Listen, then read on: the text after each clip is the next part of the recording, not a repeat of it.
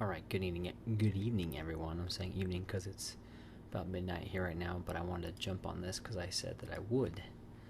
So there was a question um, about somebody who was working on a nighttime how to light a nighttime exterior with semi-large spaces, I think it was, and this film I think is a pretty good example of some ways to do that because we had such limited lighting, limited budget, limited people, but I still feel like it kind of got the message across. And after looking at it, in post, you can realize what you would have done differently. And so I could give a couple notes on that, but I'm just going to talk about one shot to kind of give an idea, just a quick, because it's a quick tutorial tonight. We're not going to go too in depth, other than just kind of looking at the setup that this was all about. So here's the shot.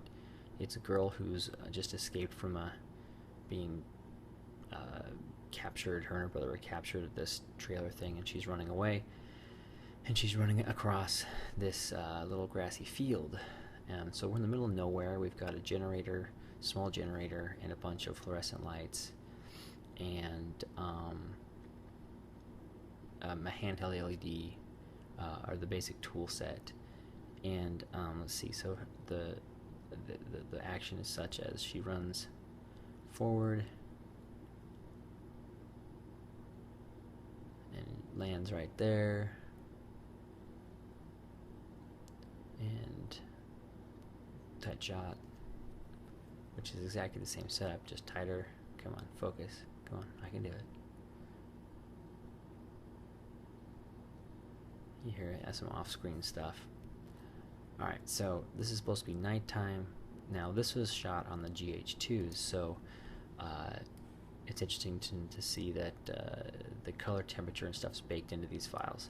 So actually we're going to start coloring on this show tomorrow, which is why I've been able to do this quick shot right now, is because I'm just prepping it for the director to come by tomorrow. So you can see that we've done all the classics, make it look a little blue so it's nighttimey. We're probably going to crunch the darks down. We're probably going to make it a little more grungy, but initially the lighting setup is as follows. So there we go. So right now I like what's going on. It feels very nighttimey. It's dark where it should be dark. Now I'm looking at it, I wouldn't have minded have taken the whole ambience of the whole scene and bring it up. Although, could we have done that with the stuff we had on at hand? Probably not, just because of the time and people and whatnot we had working with. Not that people couldn't, but not enough manpower to move lights around and distance. I know we were maxed out on our stingers. We were about as far away from the Jenny as we could get. So let's pretend like, hey, this is good enough, which I think it is. We didn't crush the blacks too much more, because then you start losing her face and whatnot. So what I would do differently now, if I could go and reshoot this with all the time in the world, I would have maybe a bounce card, a little white card just right in front of her face for these tight shots to give a little more illumination to the fill side, because this is more of a look that you want towards the end of your color from a nighttime scene, not starting your color here, because if you go down from here, you start losing all your detail on her face and things like that. But I think it'll still work out. So this setup is really basic. This is a really easy nighttime setup. Whenever I do a nighttime thing, and I've seen this on some of my other tutorials, I just always kind of stick with a 3-point. And I love using the moon as a nice hard rim. So get up the handy dandy paintbrush. Not quite so huge. This is the new Photoshop. I don't remember how to use Photoshop when it gets all new, all the tools move around. Alright, anyway. So here we go. So here's our field. Girl is running this way. So she runs this way, lands about here. Here's our camera. And so how do I light this? Where are my lights? Well, a couple things. When looking at the environment, obviously there's no ambient light at all.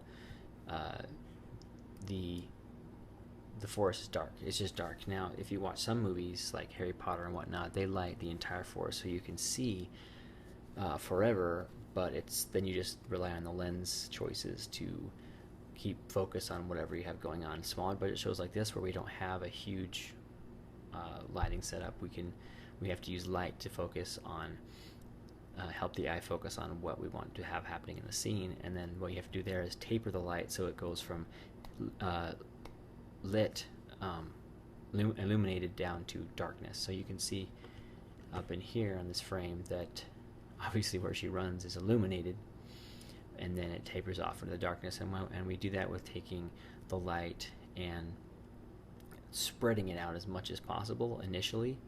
So these were, I'll just draw a little picture. So these are just little rectangle fluorescent boxes with these dual tube globes in them, and there's six globes in each fixture. 1, 2, 3, 4. Pretend there's 5. There's 6 in there, and there's no barn doors or anything on these guys. Then they usually have a diffusion and a grid. Now what we did was took the grid out, which keeps it. The grid makes the light going straight forward. We took the grid out so it would be spreading the light out. And then we also, I'll show you a side view. We also took and put a diffusion frame in front of it so that the light source became bigger and softer as it went out. And as you move out away from the light,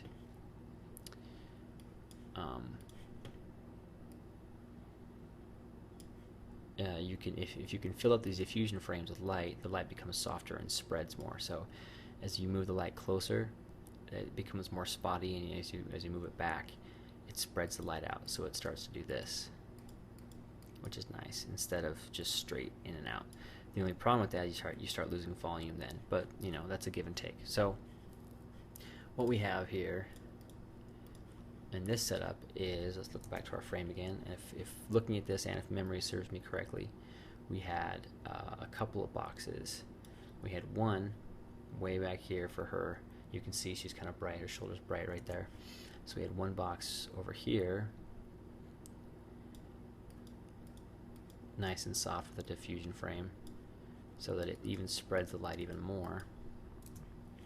Jumping back, and you can see it kind of fills up this space right here. It's got a nice side light on her face. We're going to make this more moonlighty. And then it looks like we have another box closer up here.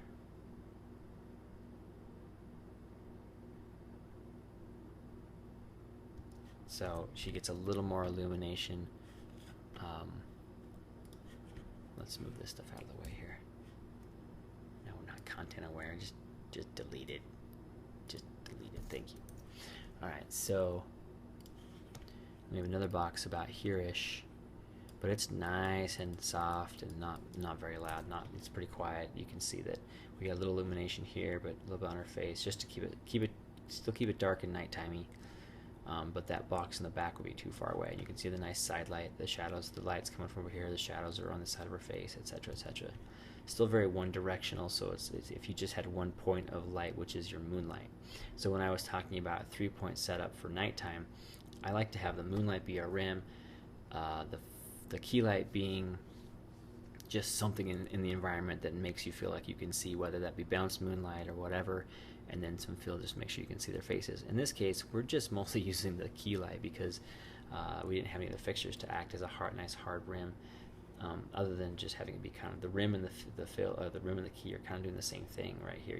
Back here, it's more of it's not really a rim, but it's a cider. It's more of a cider until we actually need to see her up here, and then we kind of see it as a key and with hardly any fill whatsoever. Alright guys, I forgot to mention one thing here. So in the middle of putting this together, one thing we did do, which I forgot to mention, was flags. That's what I was going to say. So we did use quite a lot of flags in light control. So as you're looking at this nighttime dark scene, if you just had the couple of fixtures doing their thing, you would have a lot of like spillover on from one light pool to the other, which may be okay once you get up there and look at it. But and also, like here in the background with this light, it may just naturally taper off into the woods, which might look okay. But I'll bet you that these trees were really close to the fixture and had some pretty harsh or pretty hot light on them. So we threw up, each one of these fixtures had a big 4x4 flag right next to it, doing our light control. So where's my paintbrush gone to? And what you can do with these flags is you can control how sharp or soft, faded these transitions are, the shadows, where the light's going to be blocked off. And you do that by rotating the flags in and out. And now if it's really close to the fixture and you rotate it out, it's kind of a nice soft edge. If it's further out, closer to your subject, it's going to have a harder edge because that's just the way light works. So the further away the flag is from the subject, the softer the shadow is going to be. And you can even tip these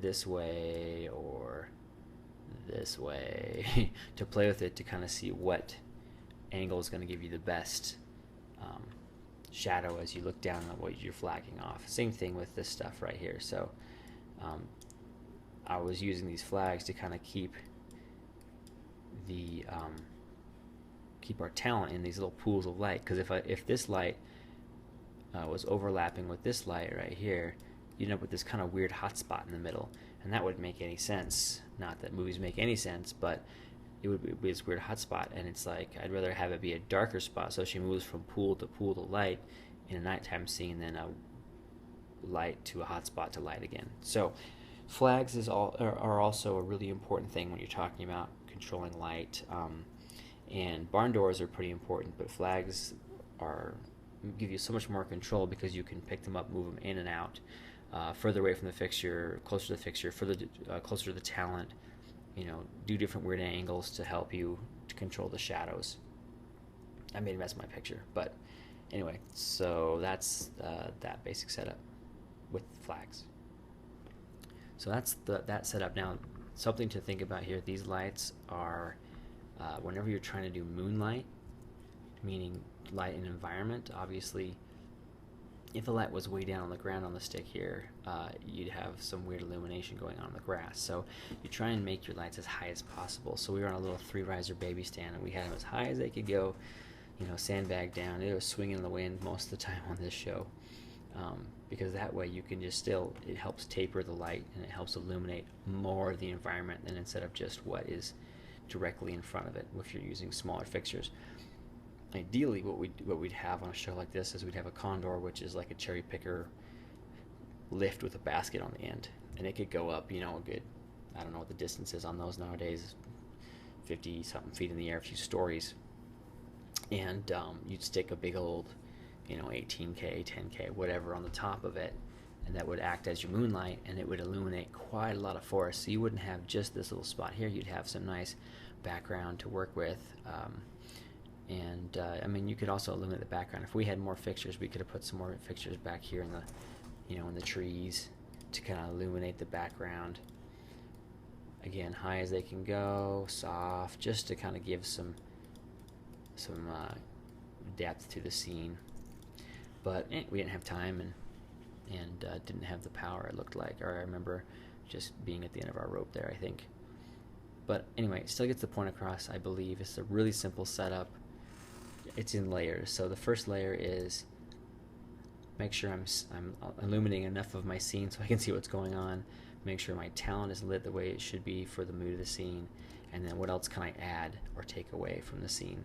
So again, I would have loved to have a little more background to work with to show that it didn't feel like a spotlight on this person in the forest. But sometimes you can't do that. So anyway, there's some suggestions. It's not the only way to do it. It's not the correct way to do it. It's just a way to do it that worked for us with the tools and personnel we had at our disposal that night.